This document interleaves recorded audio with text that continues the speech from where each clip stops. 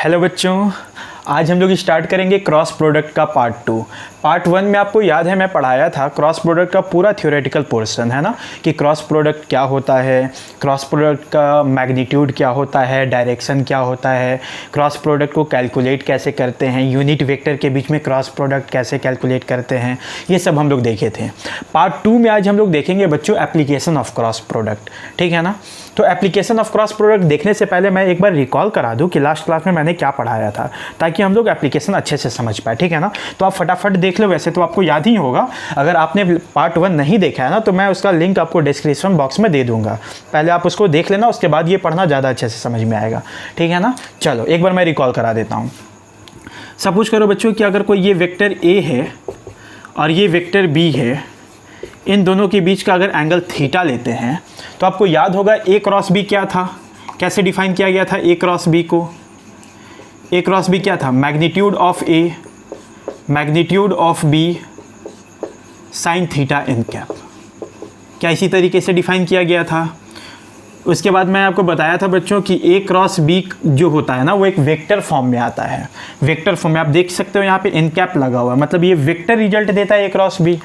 तो अगर vector result देता है तो उसका मैग्नीट्यूड भी होता है, डायरेक्शन भी होता है। तो हम याद करो, मैं मैग्नीट्यूड के लिए क्या बताया था बच्चों, फॉर मैग्नीट्यूड निकालने का क्या तरीका था, हम लोग क्या किए थे, दोनों साइड मॉड ले लिए थे ना, ए क्रॉस बी का दोनों साइड मॉड ले लिए थे बच्चों। तो याद है मैग्नीट्यूड क्या आया था, magnitude of A magnitude of B sine theta.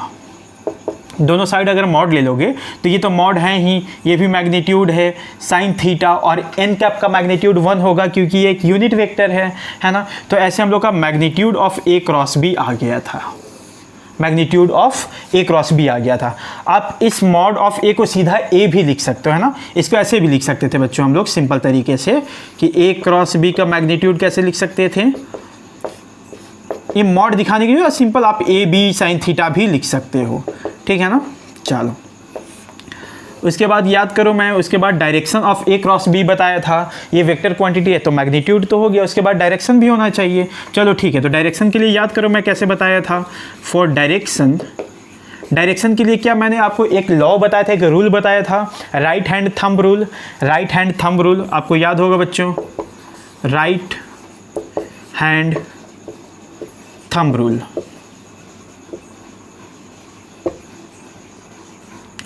Right hand thumb rule, right hand thumb rule क्या बताया था बच्चों, कि अगर आपको ए क्रॉस बी का डायरेक्शन निकालना है ना, तो आप अपने राइट हैंड को स्ट्रेच करो ए की तरफ, बी की तरफ रोटेट करो, the direction of thumb will give the direction of A cross B. आपको याद होना चाहिए, जैसे अगर यहाँ पे ए क्रॉस बी निकालना बच्चों तो क्या करेंगे, ए की तरफ स्ट्रेच किए, बी की तरफ रोटेट किए, तो क्या thumb out of the plane of board दिखा रहा है, out of the plane of board, तो क्या वही ए क्रॉस बी का डायरेक्शन हो जाएगा।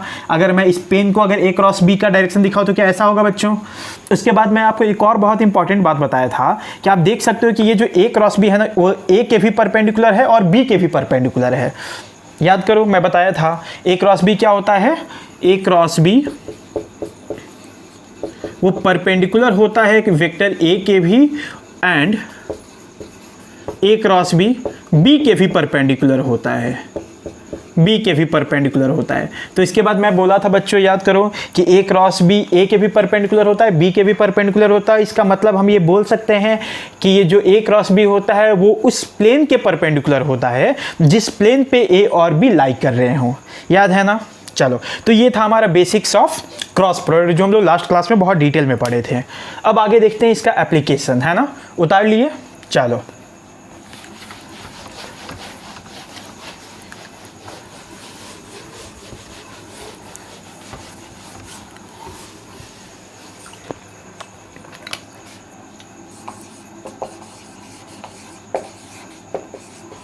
Application of cross product.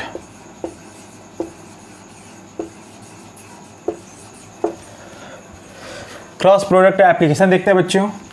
इसका सबसे पहला एप्लीकेशन जो है वो सिंपली आप लोग को क्वेश्चन पूछा जाता है ना कि अगर ए है कोई वेक्टर आई कैप जे कैप के कैप के टर्म में बी है तो आप इसका सिंपली ए क्रॉस बी निकालो। तो सबसे पहला वही क्वेश्चन कर लेते हैं बच्चों।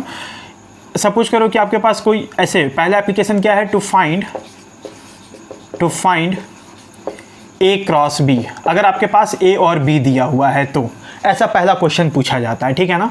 तो सपोज करो एक एग्जांपल लेते हैं बच्चों, सपोज करो एक एग्जांपल मेरे पास है, वेक्टर ए आपको दिया हुआ है something I cap plus 2j cap, और वेक्टर बी दिया हुआ है आई कैप माइनस के कैप, ऐसा कुछ, या आई कैप माइनस जे कैप, ऐसा कुछ दिया हुआ है। अभी आपसे बोला जाएगा कि बताओ ए क्रॉस बी क्या होगा। तो याद करो ए क्रॉस बी निकालने का मैं दो मेथड बताया था, सबसे पहला सिंपल मेथड और दूसरा बताया था डिटरमिनेंट मेथड, है ना। अगर आप डिटरमिनेंट मेथड नहीं पढ़े हो तो आप सिंपली इसको क्रॉस प्रोडक्ट कर सकते हो, डिटरमिनेंट पढ़े तो थोड़ा सा आसान हो जाता है। मैं दोनों मेथड से बताऊंगा, इसको हम लोग सिंपल मेथड से सॉल्व करते हैं क्योंकि बहुत छोटा सा क्वेश्चन है। चलो देखो कैसे निकालेंगे बच्चों, ए क्रॉस बी पुट कर दो i cap plus 2j cap cross i cap minus j cap, है ना।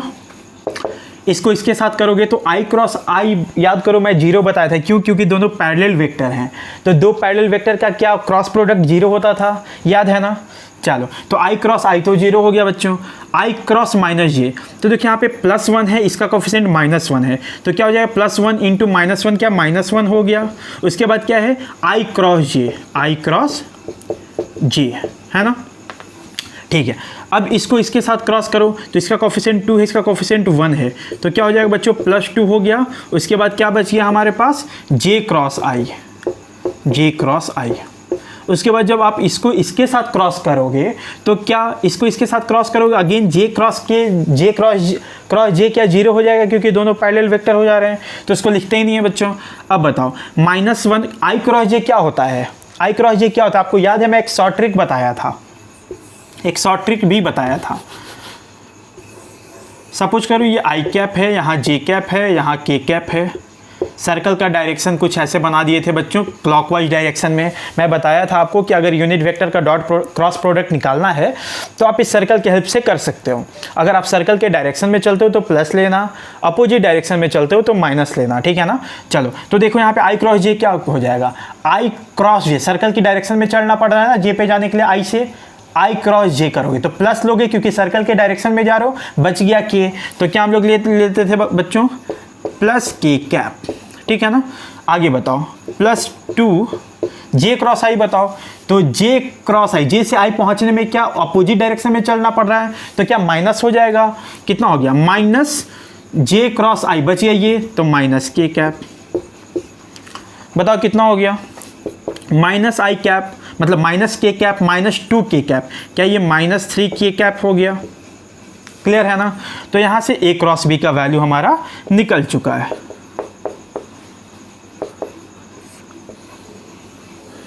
बहुत सिंपल है यार, चलो इसको उतार लो, नेक्स्ट क्वेश्चन कराता हूँ और अच्छे लेवल का हो गया। चलो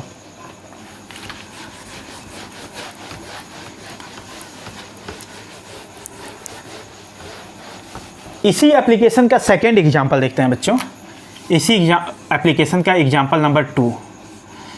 चलो सपोज करो कि आपके पास एक वेक्टर दिया हुआ आई कैप प्लस जे कैप माइनस के कैप, और दूसरा वेक्टर है बच्चों माइनस आई कैप प्लस जे कैप प्लस के कैप। ऐसे कोई भी जनरल वेक्टर दो आपको दिया रहेगा, ठीक है ना। तो इसका कैसे क्रॉस प्रोडक्ट निकालेंगे, सिंपल है। अब यहाँ पे मैं आपको दोनों मेथड से सॉल्व कराता हूँ। सबसे पहले एक सिंपल मेथड जो लास्ट क्वेश्चन में हम लोग किए, दूसरा देखते हैं बच्चों हम लोग डिटरमिनेंट मेथड, है ना। तो सिंपली तो आप लोग कर सकते हो जैसा सिंपल मेथड अभी हम लोग सीखे थे, है ना, इसको क्रॉस कर दोगे इसके साथ जैसा कि अभी हम लोग किए हुए थे, ठीक है। अभी हम लोग देखते हैं डिटरमिनेंट मेथड से इसको कैसे सॉल्व करेंगे। डिटरमिनेंट मेथड आपको याद होगा बच्चों, मैं बोला था कि अगर आप लोग 12th क्रॉस कर चुके तो डिटरमिनेंट पढ़ो, बड़े आसानी से हो जाता है। अगर नहीं भी पढ़ो कोई दिक्कत नहीं, आप लोग सिंपल मेथड से जैसे लास्ट क्वेश्चन में कि हम लोग कर सकते हैं ना। चलो तो सिंपल मेथड तो हम लोग को आता है, यहाँ पे डिटरमिनेंट से सॉल्व करते हैं, ठीक है ना। चलो ए क्रॉस बी कैसे लिखते थे बच्चों डिटरमिनेंट मेथड में, ए क्रॉस बी कैसे लिखते थे, क्या हम लोग ऐसे लिखते थे आई जे के, उसके बाद क्या इसका कोफिशिएंट लिख देते थे 1, इसका कोफिशिएंट 1, इसका कोफिशिएंट -1, अगेन इसका कोफिशिएंट -1, इसका कोफिशिएंट +1 और इसका कोफिशिएंट +1। इसको बस सॉल्व कर देना है बच्चों। याद करो कैसे सॉल्व करना सिखाया था, क्या क्या था। सबसे पहले आई कैप को ले लो, ठीक है ना। आई कैप को ले लोगे तो फिर हम लोग कैसे डिटर्मिनेंट सॉल्व करते हैं कि इस रो और इस कॉलम को, इसको और इसको डिलीट करके देखते हैं तो ये हमारा डिटर्मिनेंट बच जाता है। तो इसको कैसे सॉल्व करते हैं, इतना इंटू इतना माइनस इतना इंटू इतना, है ना। तो सॉल्व करो, क्या 1 इंटू 1 1 हो गया, माइनस 1 इंटू 1 क्या -1 हो जाएगा, -1, है ना। चलो उसके बाद क्या यहाँ पे माइनस जे कैप लेते हैं बच्चों हम लोग, माइनस जे कैप। उसके बाद इसको कैसे सॉल्व करते हैं, अगेन इस रो और इस रो को डिलीट कर दो तो आपके पास ये डिटर्मिनेंट बच गया। तो इसको इसके साथ मल्टीप्लाई कर दोगे, माइनस इसको इसके साथ करोगे तो क्या हो जाएगा, 1 इंटू 1 1 माइनस -1 इंटू -1 क्या फिर 1 हो जाएगा बच्चों। तो ये तो गायब ही होता दिख रहा है, 0 हो जाएगा। चलो कोई दिक्कत नहीं है, प्लस अब इसमें हम लोग के कैप प्लस में लेते हैं बच्चों, प्लस के याद करो, यहाँ पे प्लस लेते हैं, फिर यहाँ माइनस लेते हैं, फिर इसमें प्लस लेते हैं।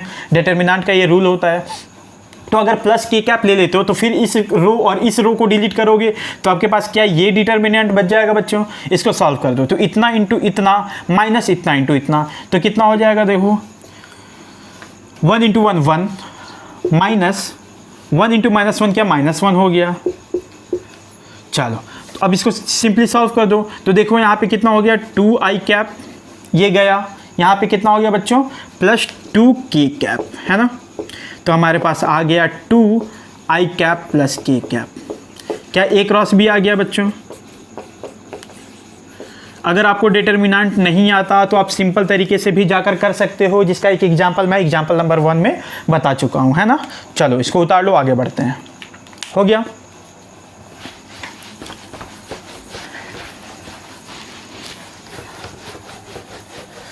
तो ये था पहला एप्लीकेशन बच्चों कि अगर ए और बी को वेक्टर फॉर्म में दिया रहेगा आई कैप जे कैप के कैप के टर्म में, तो आप ए क्रॉस बी कैसे निकालोगे। दूसरा एप्लीकेशन हम लोग देखते हैं, एप्लीकेशन नंबर दूसरा में क्या पूछा जाता है बच्चों कि अगर आपके पास 2 वेक्टर दिया रहेगा और बोलेगा कि इन दोनों वेक्टर के परपेंडिकुलर डायरेक्शन में एक यूनिट वेक्टर निकालो, ठीक है ना। क्या पूछा जाएगा, ध्यान से देखो, to find a unit vector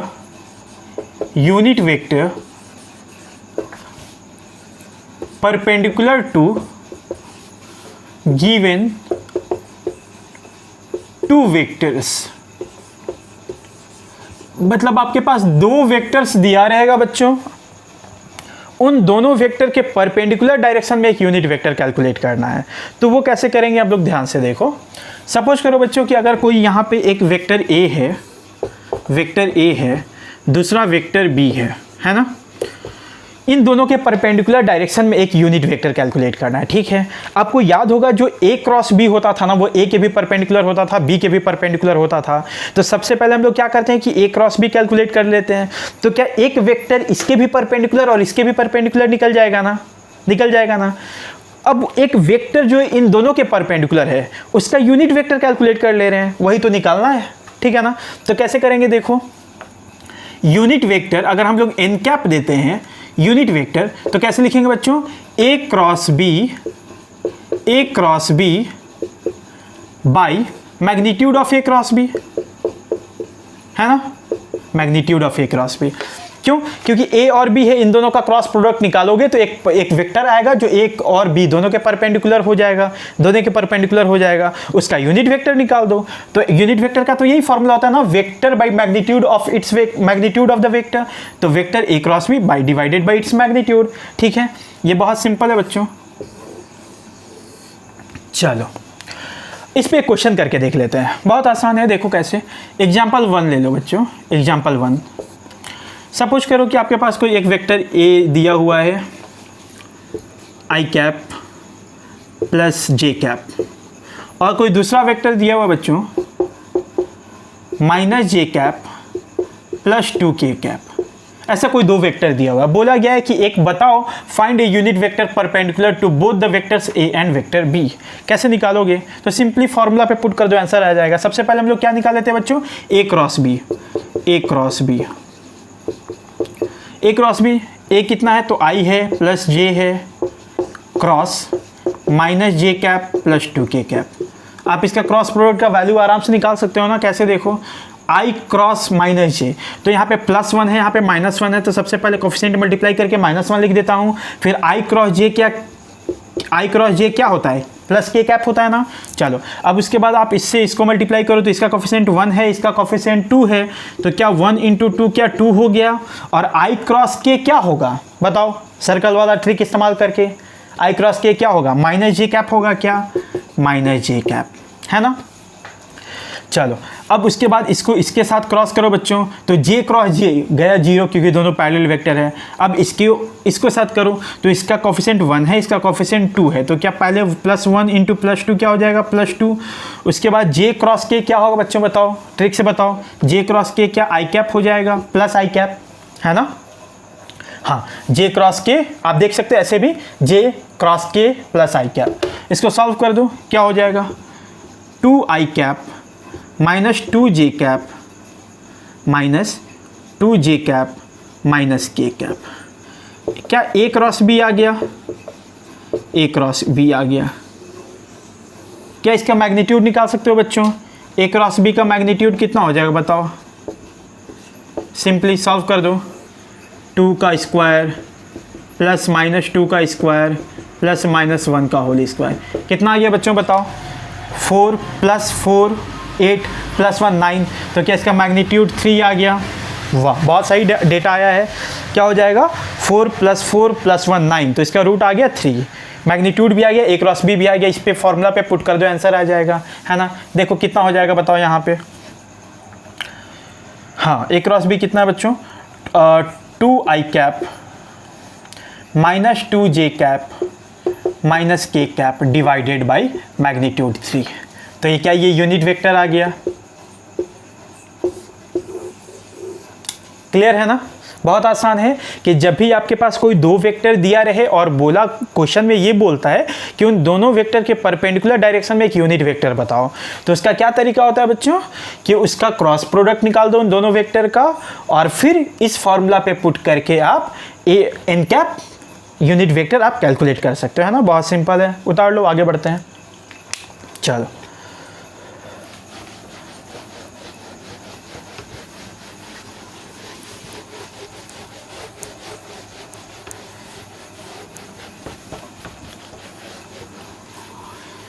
एक और इसमें अच्छा क्वेश्चन, एक एग्जांपल देखते हैं बच्चों। इसी एप्लीकेशन पे पूछा गया क्वेश्चन में, find a vector of magnitude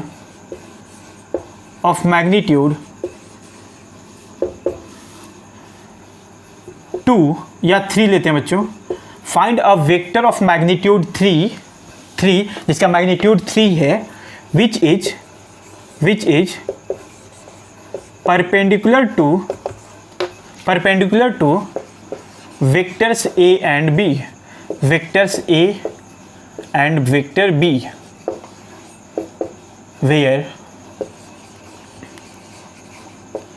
vector a equals to I cap minus j cap and vector b equals to j cap plus k cap।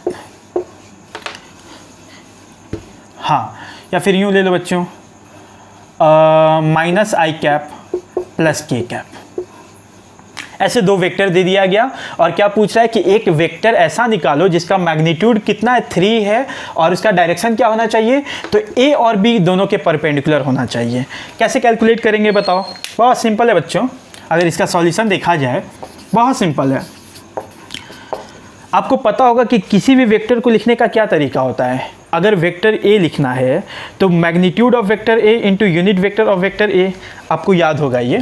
सबसे पहले हम लोग क्या करते हैं बच्चों ना कि ए और बी के परपेंडिकुलर डायरेक्शन में एक यूनिट वेक्टर निकाल लेते हैं। अभी हम लोग कैलकुलेट किए थे ना, कैसे होगा, अगर एन कैप कोई वेक्टर लेते हैं बच्चों जो ए और बी दोनों के परपेंडिकुलर है, तो इसका फॉर्मूला क्या देखे थे अभी हम लोग, ए क्रॉस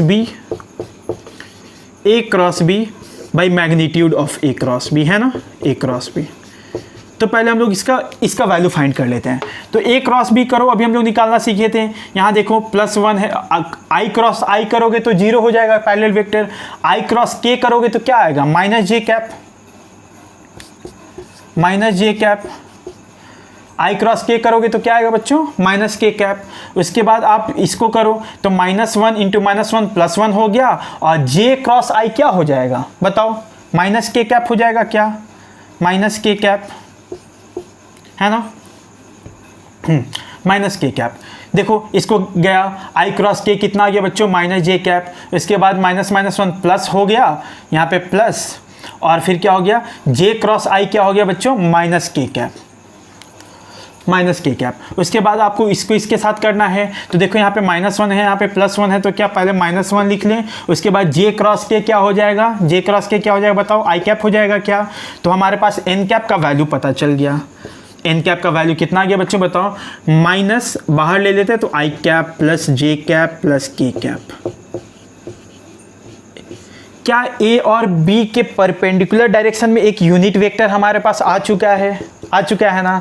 अब वेक्टर जो मान लेते हैं, जो वेक्टर कैलकुलेट करना है वो सी वेक्टर है, तो हम लोग ऐसे लिख सकते हैं ना बच्चों, एन कैप क्या होता है, vector by magnitude of vector होता है क्या, यही होता है ना।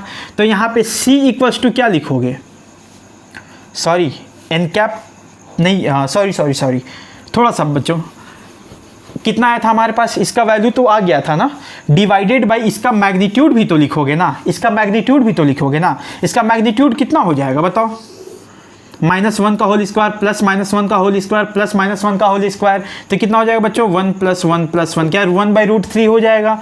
तो फाइनली एन कैप कितना आया था, ये छूट गया था बच्चों मैग्नीट्यूड निकालना। तो फाइनली हमारे पास क्या आ गया देखो, -1/√3 आई कैप प्लस जे कैप प्लस के कैप, है ना। तो ये हमारा एन कैप आया था, ठीक है। अब बताओ बच्चों, जो वेक्टर हम लोग को कैलकुलेट करना है, मान लो कि वो वेक्टर सी है, तो क्या वेक्टर सी को हम लोग ऐसे लिख सकते हैं बच्चों, unit vector into magnitude of C. ये आप जानते होंगे यूनिट वेक्टर क्या होता है, आपको ये पता होगा, फॉर्मूला याद करो। यूनिट वेक्टर अगर सी है ना, तो सी बाई मैग्नीट्यूड ऑफ सी। तो यहाँ से हम लोग क्या लिख सकते हैं, सी इक्वल्स टू क्या लिख सकते हैं बच्चों, n cap into magnitude of C, है ना।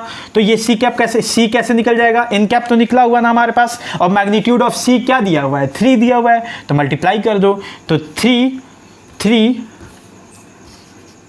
मैग्नीट्यूड ऑफ सी लिख दिए बच्चों। अब एन कैप को वैल्यू पुट कर दो, 1/√3 इंटू आई कैप प्लस जे कैप प्लस के कैप। क्या इस तरीके से हमारा वेक्टर सी आ गया बच्चों, वेक्टर सी आ गया, ठीक है ना, समझ में आया। मेन मुद्दा यही था बच्चों कि अगर दो वेक्टर दिया जाएगा तो उसका उन दोनों वेक्टर के परपेंडिकुलर डायरेक्शन में यूनिट वेक्टर कैसे कैलकुलेट करें। तो ये फॉर्मूला से यूनिट वेक्टर निकाल लिए। अब कोई वेक्टर का मैग्नीट्यूड दिया हुआ है तो मैग्नीट्यूड से मल्टीप्लाई कर दो तो वेक्टर आ जाएगा। क्लियर है ना, चलो आगे बढ़ते हैं।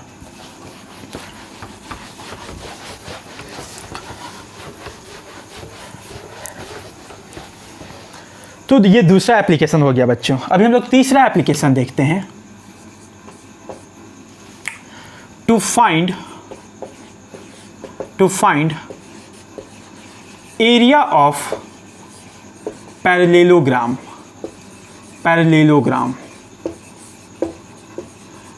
ये देखो कैसे बच्चों, सपोज करो आपके पास कोई एक पैरेललोग्राम दिया हुआ है, कुछ ऐसा।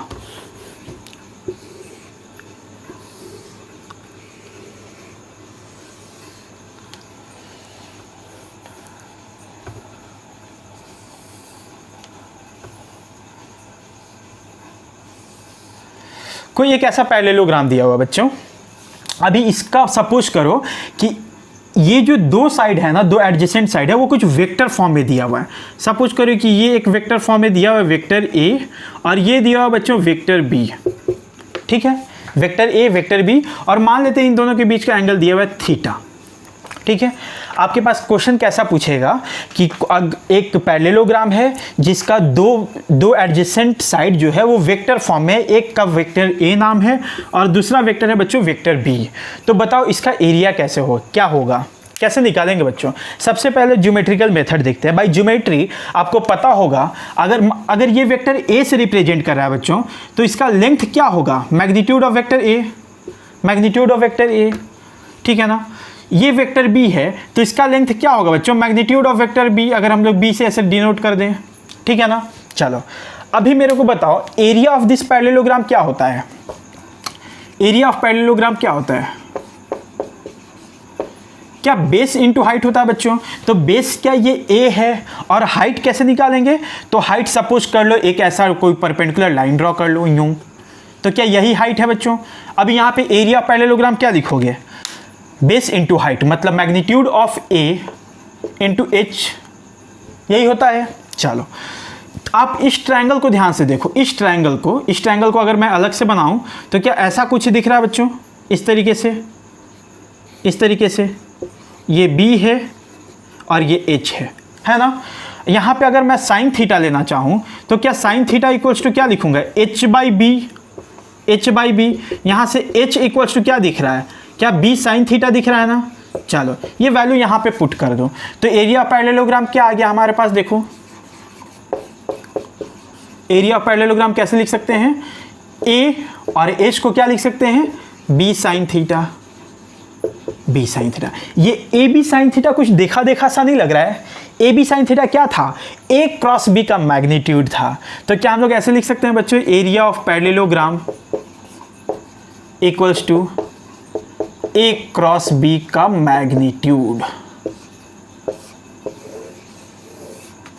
कोई कष्ट है? समझ में आया ना बच्चों?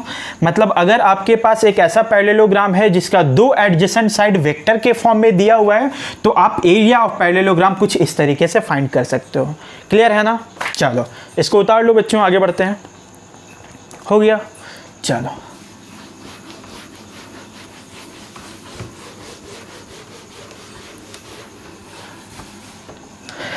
नेक्स्ट एप्लीकेशन है बच्चों,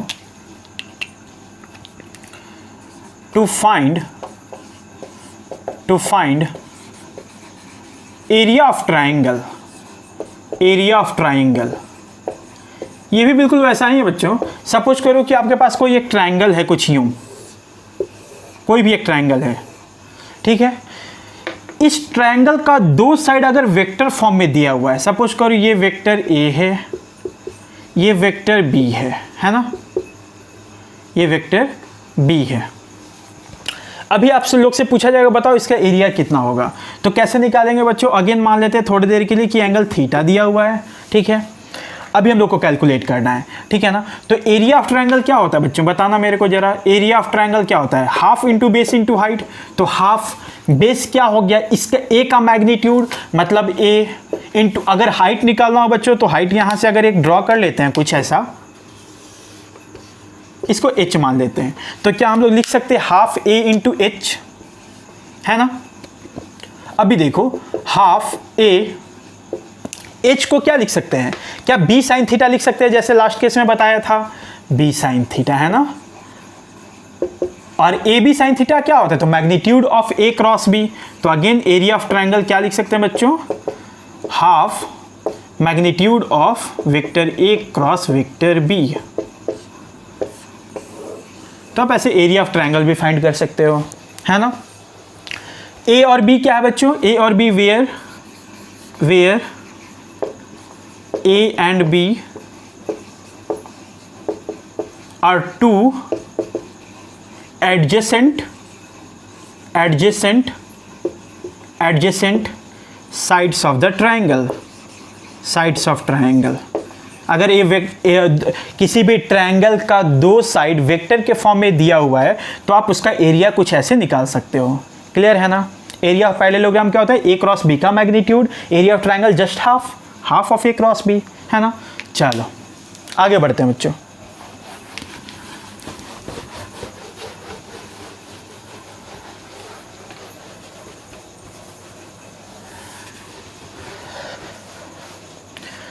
ये था बच्चों 4 एप्लीकेशन हम लोग का, एप्लीकेशन ऑफ क्रॉस प्रोडक्ट, जिसको हम लोग बहुत अच्छे से सीखे। एक बहुत इंपॉर्टेंट क्वेश्चन है बच्चों, मैं वो करा देना चाहता हूँ। एप्लीकेशन खत्म हो चुका है, ठीक है ना। यही एप्लीकेशन होता है कि सबसे पहला सिंपल वेक्टर्स का क्रॉस प्रोडक्ट निकालो, दूसरा यूनिट वेक्टर निकालो दो वेक्टर्स के परपेंडिकुलर डायरेक्शन में, तीसरा होता है पैरेललोग्राम का एरिया वेक्टर निकालो, मतलब एरिया निकालो, ट्रायंगल का एरिया निकालो। ये 4 एप्लीकेशन होता है। एक और बहुत इंपॉर्टेंट क्वेश्चन है बच्चों, देखो, मतलब एक क्वेश्चन ऐसे पूछा गया था, कहीं मैं देखा हूँ इंजीनियरिंग या नीट के एग्जाम में। फाइंड डायरेक्शन मतलब ऐसा, find angle between A plus B and A cross B and B cross A cross B और बी क्रॉस ए के बीच का एंगल बताना है बच्चों। बहुत सिंपल है यार। सपोज करो यहाँ पे बच्चों ए वेक्टर ए है, ये वेक्टर बी है। अगर आप ए क्रॉस बी निकालोगे तो ए क्रॉस बी का मैग्नीट्यूड क्या लिखोगे, ए बी साइन थीटा। ठीक, बी क्रॉस ए निकालोगे तो इसका, अच्छा इसका सबसे पहले लिख लो, इसका मैग्नीट्यूड क्या लिखते हैं बच्चों, ए क्रॉस बी का मैग्नीट्यूड क्या लिखते हैं, क्या लिखते हैं, A B sine theta. A B sine theta है ना, A B sine theta. Similarly आप इसमें क्या लिखते हैं बच्चों, बी क्रॉस ए का मैग्नीट्यूड क्या लिखते हैं, बी क्रॉस ए का मैग्नीट्यूड क्या लिखते हैं, again magnitude of B, magnitude of A sine theta, तो क्या लिख देते हैं, बी ए साइन थीटा। तुम देख सकते हो बच्चों इन दोनों का मैग्नीट्यूड सेम ही है, मैग्नीट्यूड सेम है। डायरेक्शन की बात करते हैं तो अगर आप ए क्रॉस बी का डायरेक्शन निकालोगे बच्चों, ए क्रॉस बी का डायरेक्शन निकालोगे तो कैसे, हाथ को ऐसे क्या ए की तरफ स्ट्रेच करोगे, बी की तरफ रोटेट करोगे, तो क्या ये out of the plane of the board दिख रहा है। ए क्रॉस बी का डायरेक्शन क्या है बच्चों, direction of A cross B अगर लिखोगे डायरेक्शन तो क्या है, out of the plane of the board, ऐसे out of plane of board है ना। चलो बाहर की तरफ अगर हम इसका डायरेक्शन बताना चाहे बच्चों तो बी क्रॉस है तो बी की तरफ हाथ को स्ट्रेच करो, ए की तरफ रोटेट करो तो क्या अंदर की तरफ दिख रहा है, अंदर की तरफ, तो इसका डायरेक्शन क्या हो गया बच्चों बताओ, क्या हो गया, into the plane of board, into the plane of board. मतलब ए क्रॉस बी का डायरेक्शन बाहर की तरफ और बी क्रॉस ए का डायरेक्शन अंदर की तरफ, यूं, this is A cross B, this is B cross है। तो ये क्या दोनों एंटी पैरेलल हो गए बच्चों, एक इन दोनों के बीच का डायरेक्शन क्या 180 डिग्री हो गया, मतलब एंगल क्या 180 डिग्री हो गया, क्लियर है ना। तो इन दोनों के बीच का एंगल कितना हो जाएगा, ए क्रॉस बी और बी क्रॉस ए के बीच में अगर हम एंगल अल्फा ले ले बच्चों तो कितना हो जाएगा 180 डिग्री, क्लियर है ना।